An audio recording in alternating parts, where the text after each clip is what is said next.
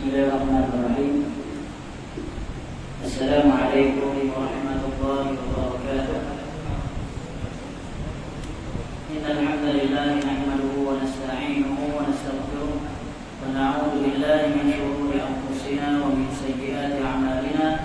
Man yahdihillahu fala mudilla lahu wa man yudlil fala hadiya lahu. Wa ashhadu an la ilaha illallah wahdahu la syarika lahu wa ashhadu anna Muhammadan 'abduhu wa rasuluh.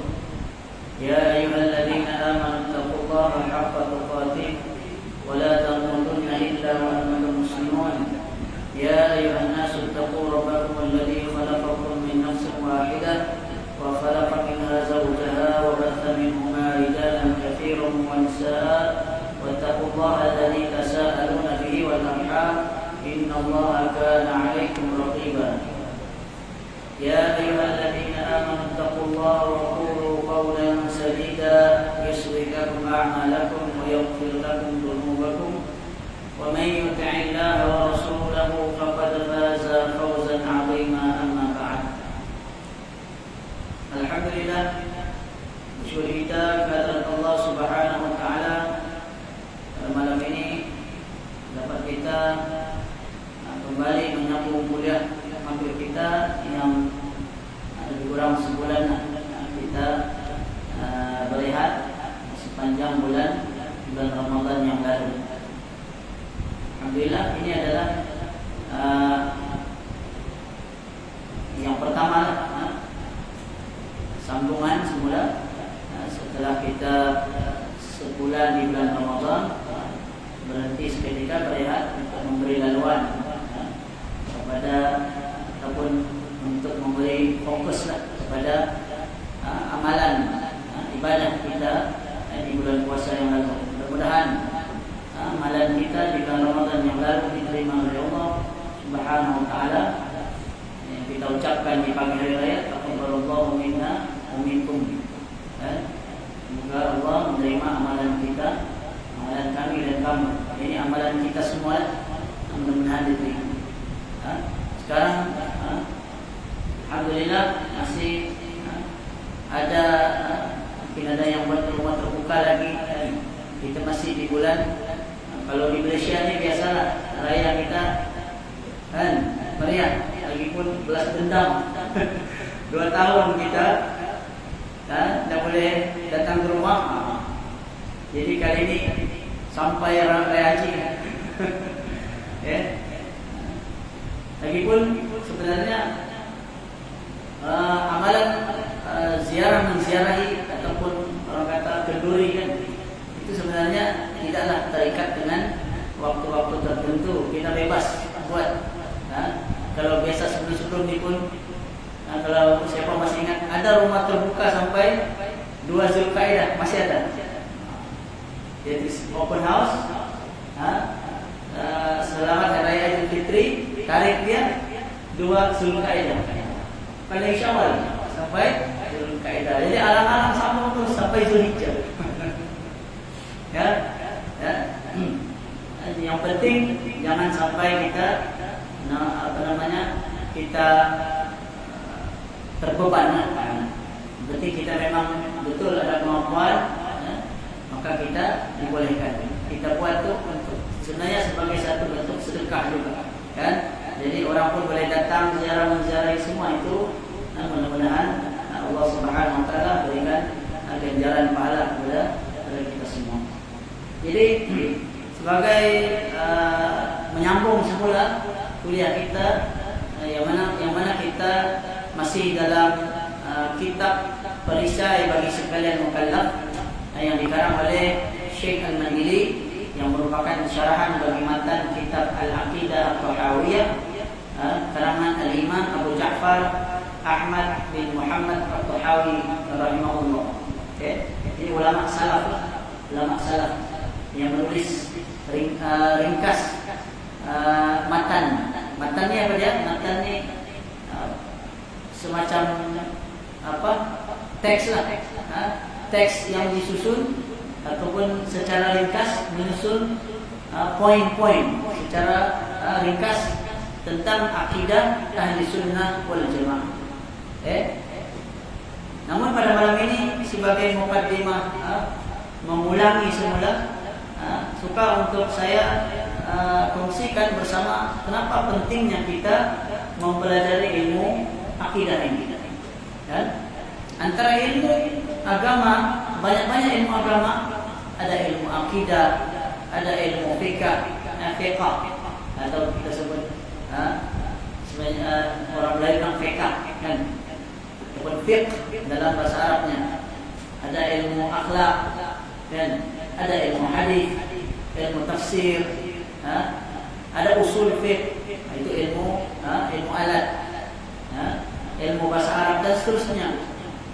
Ada juga ilmu tentang Al-Quran, bagaimana cara agar betul kita membaca Al-Quran, yaitu ilmu tajwid kan, untuk kita mengenal makharijul huruf, tempat keluar huruf dan seterusnya.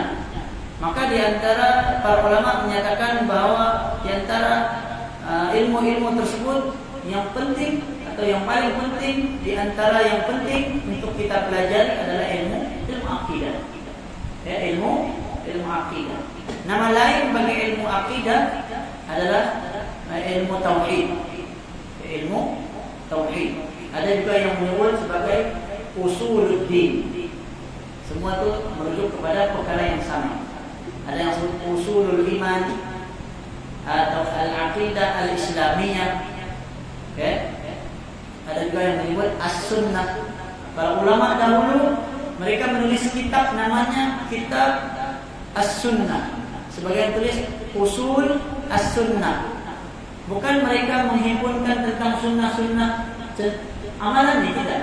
Tapi mereka menghimpunkan tentang akidah, aqaidul iman, keyakinan dalam keimanan. Ini rukun iman. Rukun iman ada berapa?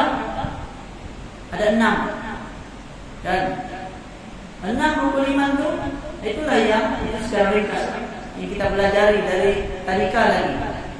Siap dengan nasyidnya lagi kan, lagu supaya mudah diingat. Tapi bukan sekadar dihafal, namun hendaklah kita ketahui secara terperinci apa dia. Pertama, beriman kepada Allah. Bagaimana cara kita beriman kepada Allah? Bagaimana cara kita mentauhidkan Allah? Itulah yang dipelajari dalam ilmu akidah. Dan kenapa pentingnya kita mempelajari ilmu akidah ini? Di antara kepentingan kita mempelajari ilmu akidah ini adalah yang pertama, ilmu akidah merupakan fondasi, foundation bahasa Inggris ya. Asas. Kalau biasa orang buat bangunan, dia letak apa di bawah, piling. Itulah dia punya fondasi, asas dia. Yang dari bangunan agama serta merupakan syarat sebuah ataupun suatu amalan. Kata para ulama, ilmu akidah adalah merupakan kalau sebuah bangunan, maka akidah itu yang di dalam dia punya akar dia. Kalau pokok akar dia, kalau bangunan dia punya fondasi dia punya piling yang di dalam itu. Itulah ibaratnya ataupun kiasannya secara mudahnya. Itu adalah merupakan ilmu akidah serta merupakan syarat sahnya sebuah amalan. Kalau anak kita belajar kafa di sekolah, saya pun mengajar juga serius kafa. Darjah 1 lagi buku teks itu ada sebut sana syarat sah amalan, ada 3. Syarat sah amalan atau syarat sah ibadah. Dalam pelajaran ibadah itu maksudnya fikih. Okay? Syarat sah ibadah ada 3. Yang pertama apa dia? Yang pertama beriman. Maksudnya mesti orang itu adalah orang yang beriman. Maksudnya orang Islam, orang yang mentauhidkan Allah. Yang kedua ikhlas. Innamal a'malu binniyat. Semuanya setiap amalan bergantung pada niat. Maka mesti ada keikhlasan. Kalau tidak ikhlas, maka amalan tidak diterima. Dan yang ketiga, ini banyak yang terlepas pandang. Apa dia yang ketiga? Beriman, ikhlas, dan yang ketiganya apa? Ini secara umum syarat sah suatu ibadah atau suatu amalan. Yang ketiganya adalah ittiba. Ya? Disebut ittiba. Apa itu ittiba? Ittiba ini mutaba'ah, mengikuti. Apa yang kita ikut? Kita ikut syariat. Kita mengikut ajaran Islam, mengikuti ajaran sunnah Nabi. Barulah amalan kita diterima. Contohnya mudah. Untuk syarat yang ketiga ittiba ini, kalau orang itu ikhlas, dialah yang paling ikhlas. Tapi sembahyang maghribnya 5 rakaat. Dia sembahyang maghrib 5 rakaat. Sah atau tidak? Tidak sah. Kenapa? Karena dia tidak mutaba'atul nabi. Dia tidak ittiba di situ. Tidak mengikuti syariat Islam, tidak mengikuti ajaran Nabi. Dia menopok tambah pada syariat Islam. Islam mensyariatkan sholat maghrib 3 rakaat, tapi dia sholat 5, walaupun paling ikhlas di dunia. Maka tidak diterima. Okay?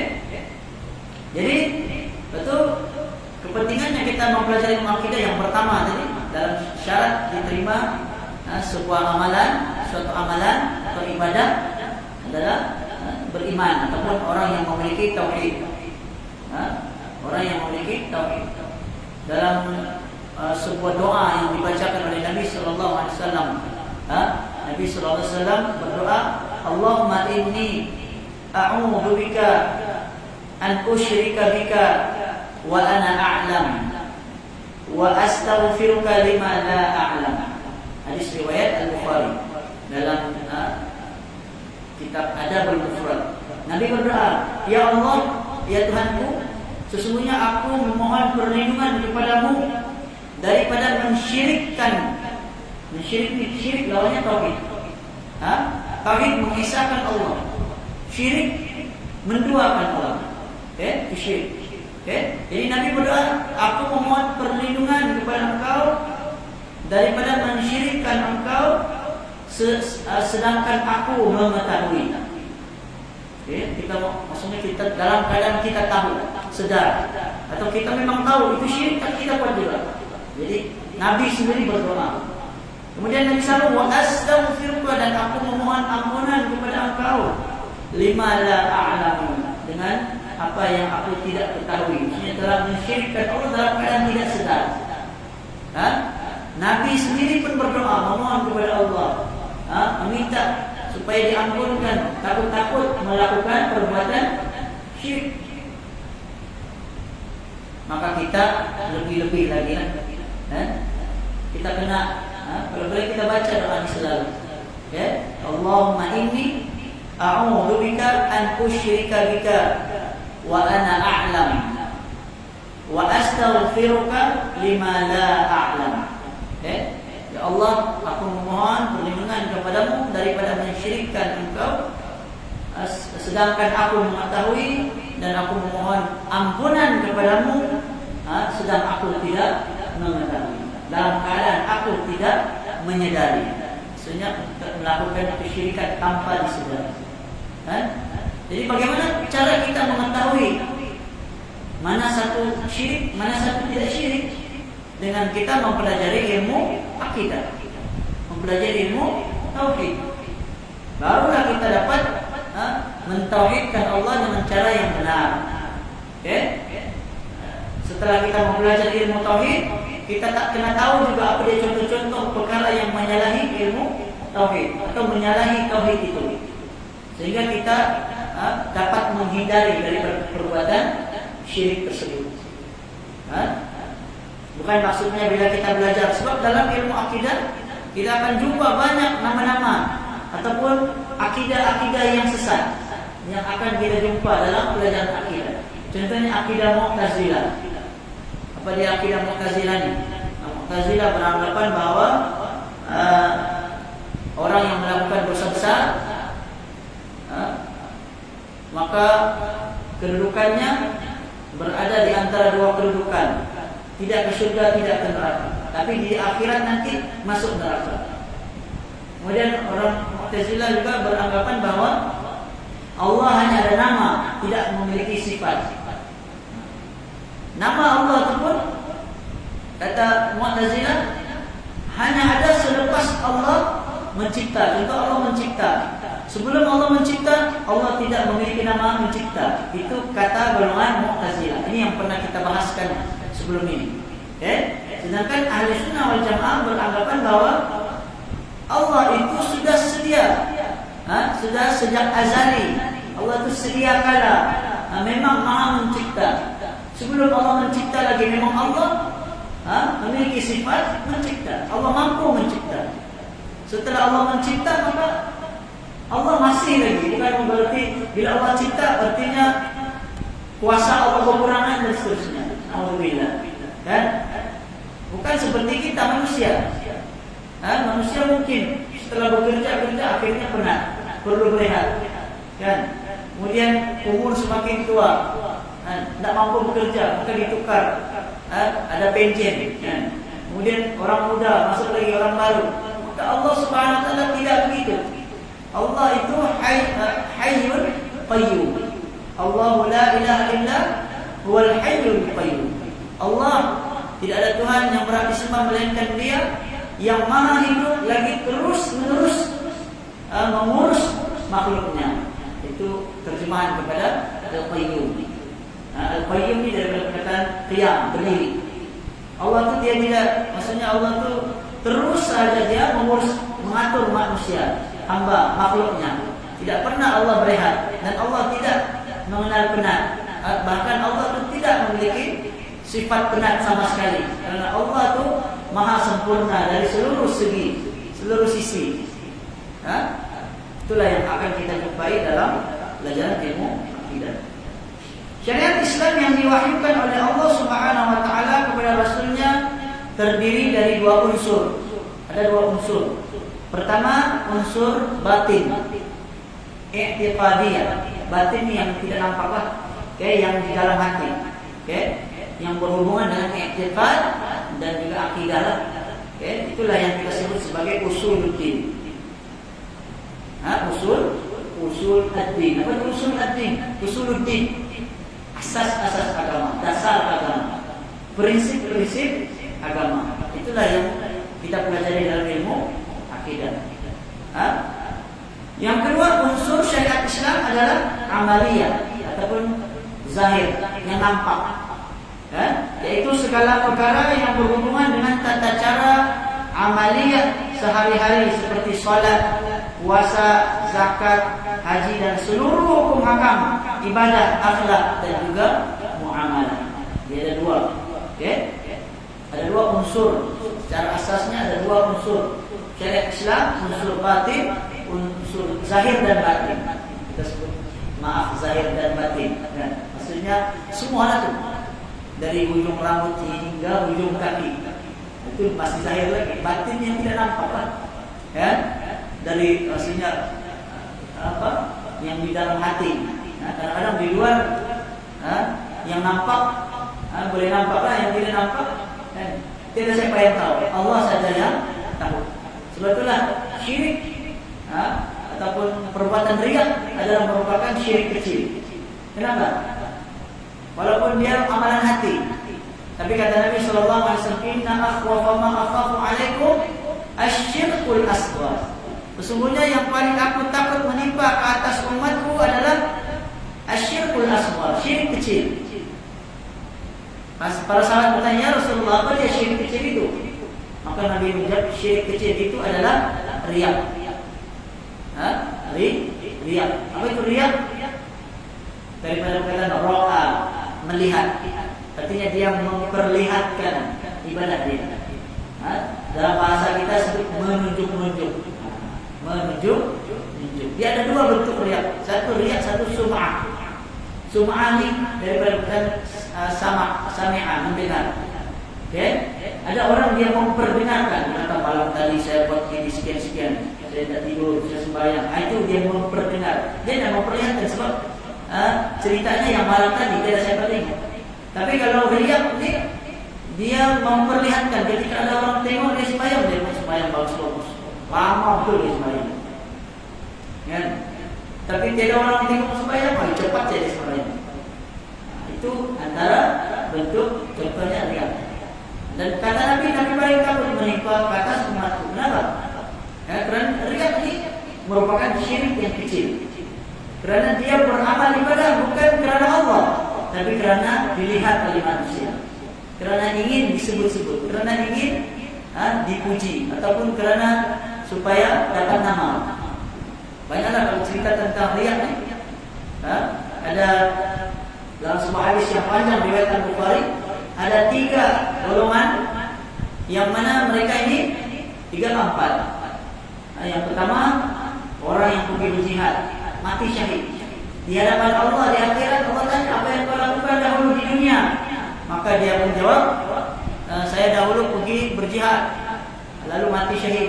Lalu Allah kata, engkau dusta, engkau pergi berperang, tidak lain tidak bukan melainkan hanya agar manusia menyebut engkau sebagai seorang yang syahid. Kerana dia ingin mendapat gelaran syahid, akhirnya Allah kata lemparkan dia ke dalam api neraka. Yang kedua, orang yang membaca Al-Quran dan mengajarkan Al-Quran. Bila ditanya, maka dia kata saya dahulu membaca Al-Quran lalu mengajarkannya. Lalu Allah mengatakan engkau dusta, engkau membaca Quran, mengajarkan tidak lain dilakukan melainkan hanya karena agar engkau digelar sebagai seorang yang alim dan juga sebagai seorang yang qari, seorang pembaca dan seorang yang pandai. Dia ingin dapat nama tersebut. Lalu Allah pun kata lemparkan dia, masukkan dia ke dalam api neraka. Yang ketiga, orang yang derma, suka menderma, suka bersedekah. Ini pun sama juga.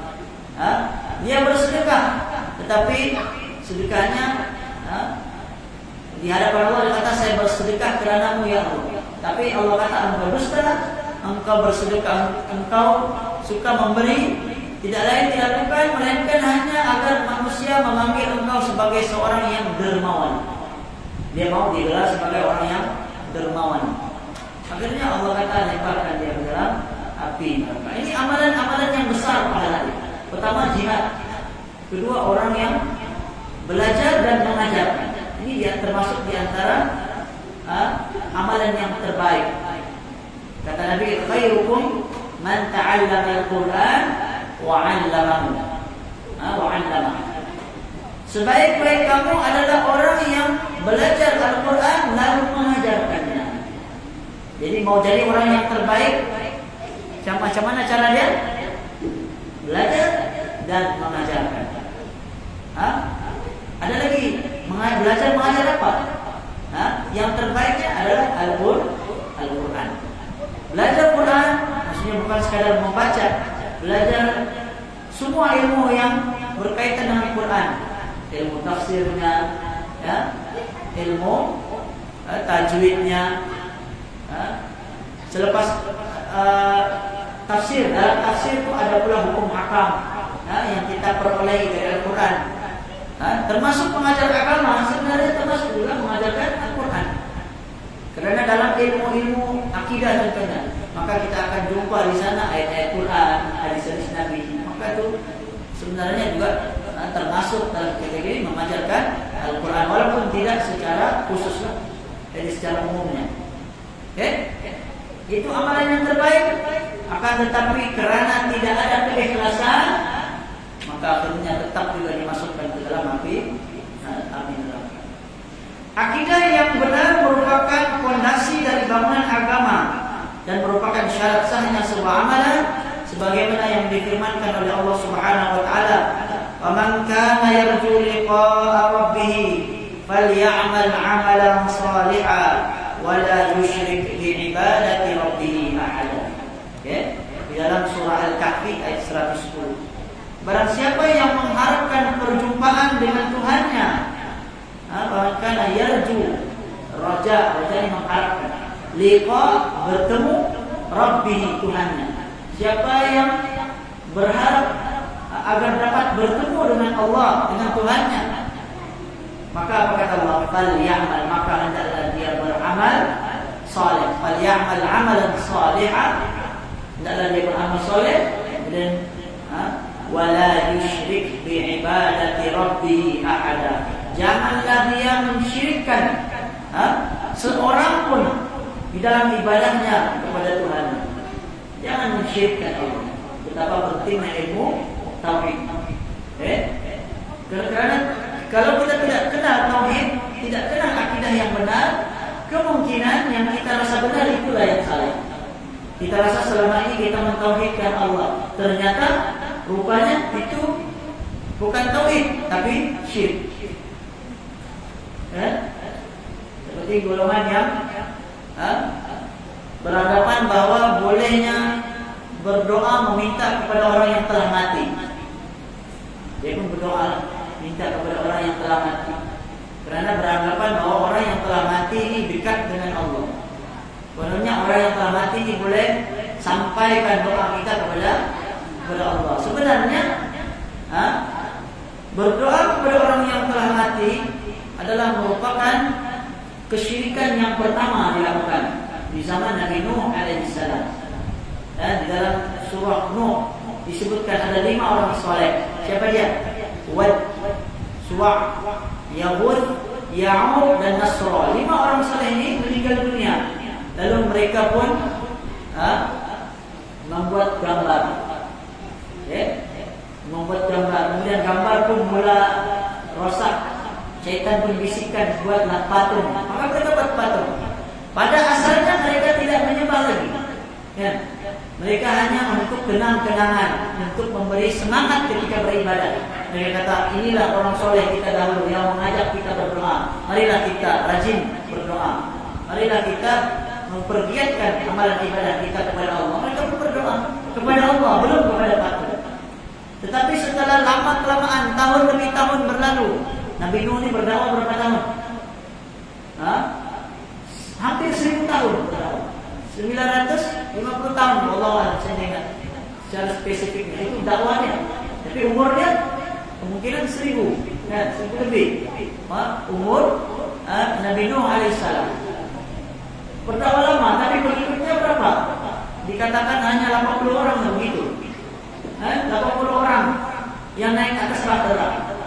Anak dia, istri dia pun tidak ikut beriman. Jadi adakah kita kata Nabi Nuh gagal? Tidak, Nabi Nuh berjaya. Walaupun beratus-ratus tahun dia berdakwah, walaupun dia beratus-ratus tahun berdakwah, pengikut dia sedikit, tetap kita katakan dia telah berjaya. Karena kejayaan tidak diukur daripada berapa ramai pengikut dia, tidak diukur di situ. Kejayaan diukur daripada sejauh mana dia telah menyampaikan ajaran agama Allah Subhanahu wa taala. Dia telah menyampaikan seluruh apa yang telah disuruh, diperintahkan oleh Allah. Maka yang dapat kalau 80 orang terus Jadi hari ini kita kalau melihat kebenaran jangan kita lihat, jangan diukur kebenaran itu dari berapa ramai orang. Karena Allah berfirman, wa in tuti aktsara man fil ard yudilluka an sabil. Jika engkau menuruti kebanyakan orang di muka bumi, nescaya ia akan menyesatkan kamu dari jalan Allah. Artinya lebih ramai yang sesat, yang menyimpang dari jalan kebenaran berbanding yang mengikuti jalan yang benar. Betullah Nabi sallallahu alaihi wasallam juga bersabda, "Bada al-Islamu ghariban wa sayaudu ghariban fatuba lil ghuraba." Islam datang dalam keadaan asing, lalu akan kembali menjadi asing. Maka beruntunglah mereka yang asing. Apa yang asing? Maksudnya amalan yang maksudnya tidak ramai orang buat. Tapi jangan kita semata-mata tengok yang sedikit. Kita cari pula mana yang paling sedikit pengikut, itulah kita ikut. Bukan juga begitu. Itu salah juga. Kadang-kadang ada orang salah paham juga.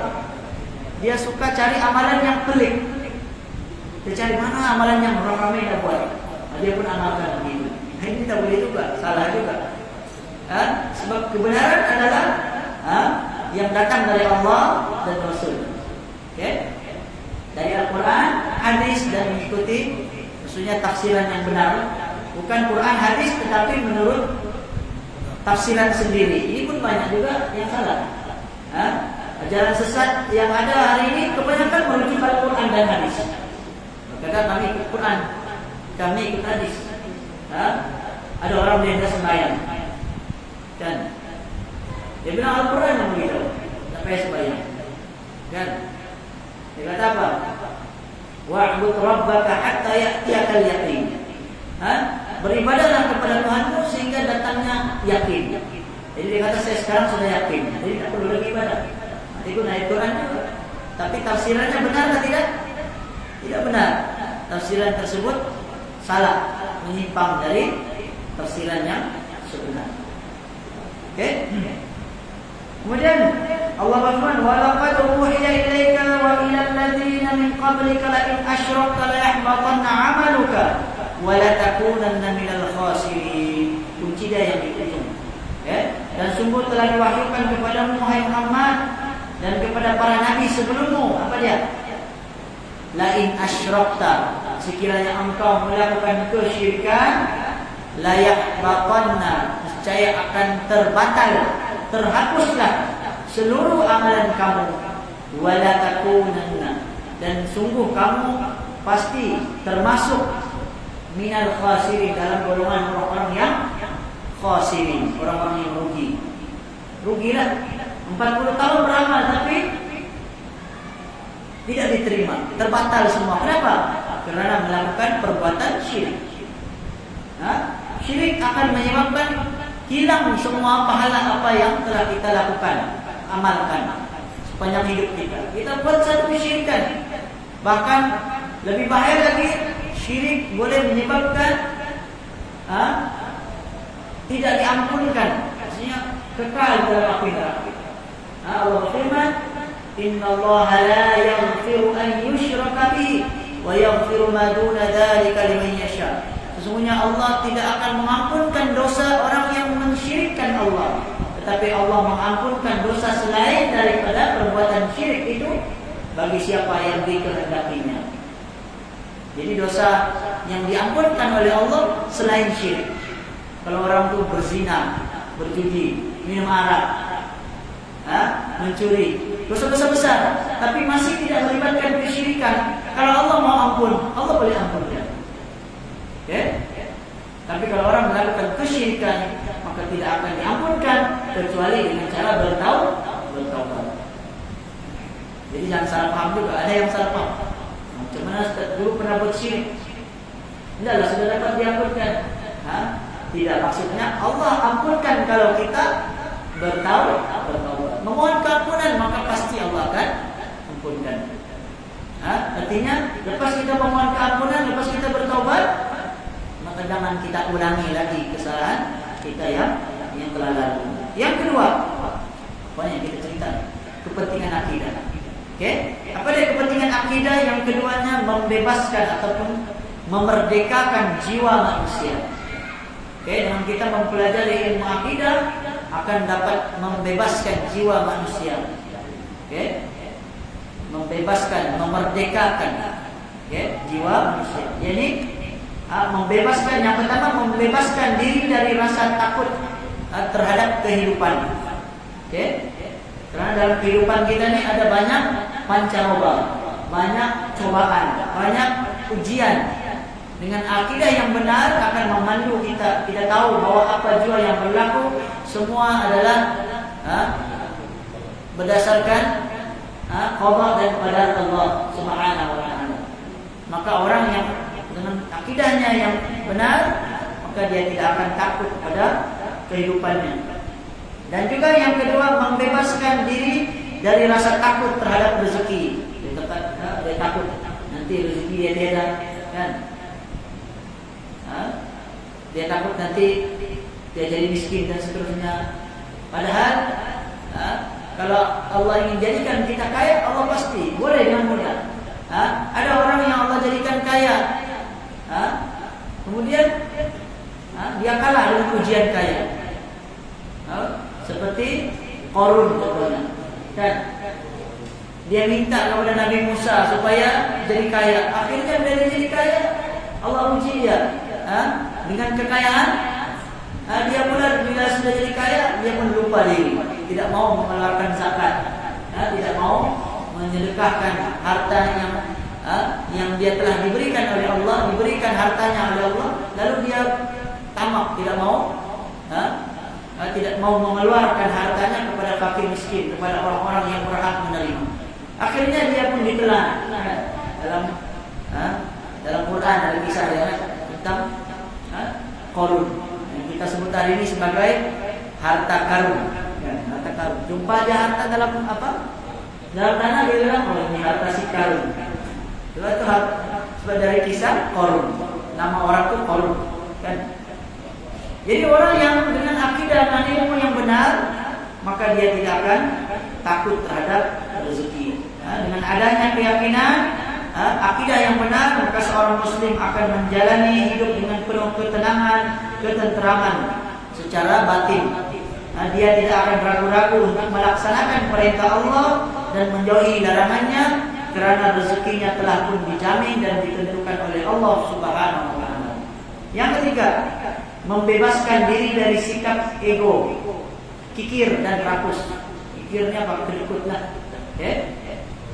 Manusia memiliki tabiat cinta kepada harta, egois, kikir, dan materialistik. Materialistik. Tanpa adanya akidah yang benar yang kukuh, maka ia akan menjadi tamak dan cintakan kepada dunia, dan harta akan melebihi apa jua. Biasa cerita dalam cerita, mana-mana lah cerita, orang mula kawan, akhirnya karena harta menjadi lawan.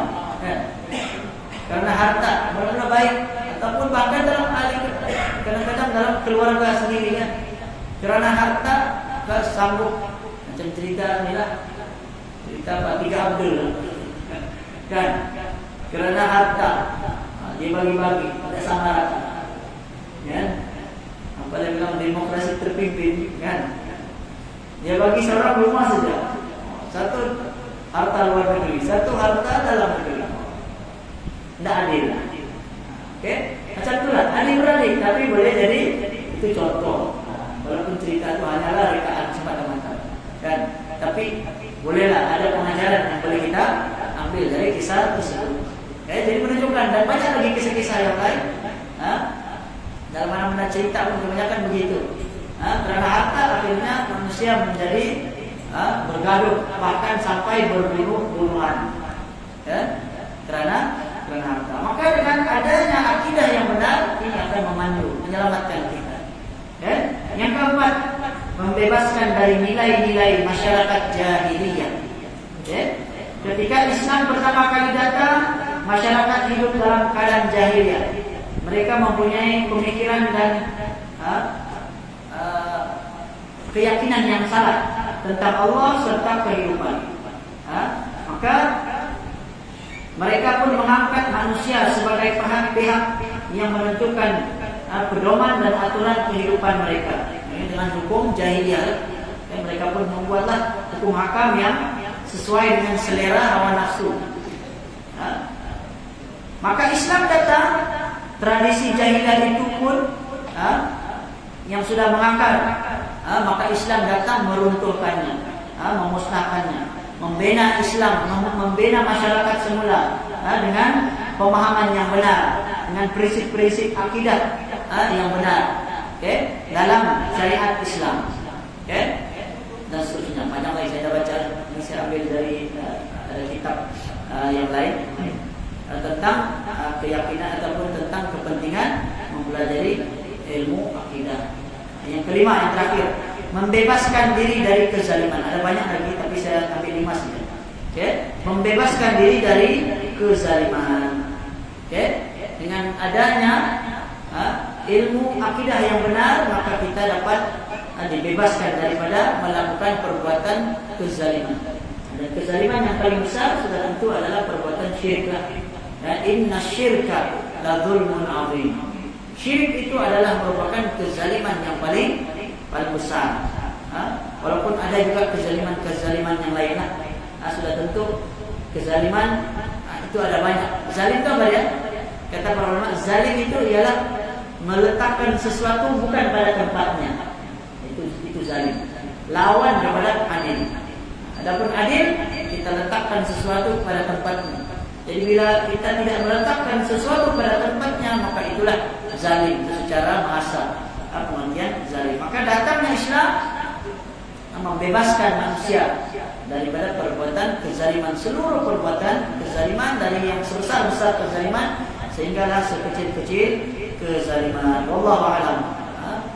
Ini untuk malam ini sebagai perkembangan. Insyaallah pada minggu hadapan kita akan sambung semula kitab perisai bagi sekalian kalam ni.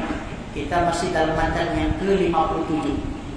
Okey, matan yang ke-57. Mudah-mudahan dengan sedikit sebanyak kita ketahui betapa pentingnya mempelajari ilmu akidah ini akan memberi suntikan motivasi, semangat untuk kita terus belajar. Bukan di sini saja, di mana-mana juga. Di mana-mana ada kelas pengajian akidah, maka kita usahakan untuk mempelajarinya, ya, mempelajarinya. Kalau ada video-video yang bermanfaat tentang ilmu agama juga, hendaklah kita maksudnya selalu dengar. Jangan dengar yang lagu-lagu saya semata-mata kan, tidak menambah apa-apa. Maka dengarlah juga sekali-sekali dengar ceramah. Ceramah alhamdulillah sekarang ini sudah banyak dalam YouTube, dalam Facebook. Tinggal lagi kita pilih. Pilihan di tangan kita. Walaupun ada kebaikan, keburukan pun banyak juga. Itu sebab itulah bahayanya. Kita kena pandai-pandailah kita memilih. Berusahalah kita supaya memanfaatkan setiap waktu kita kepada perkara perbuatan yang bermanfaat kepada kehidupan kita untuk dunia dan juga akhirat kita. Wallahu a'lam. Itu saja untuk malam ini. Aku qouli hadza wa astaghfirullahal azim wa lakum. Wassallallahu ala nabiyyina Muhammad wa ala alihi wa sahbihi wa sallam. Assalamualaikum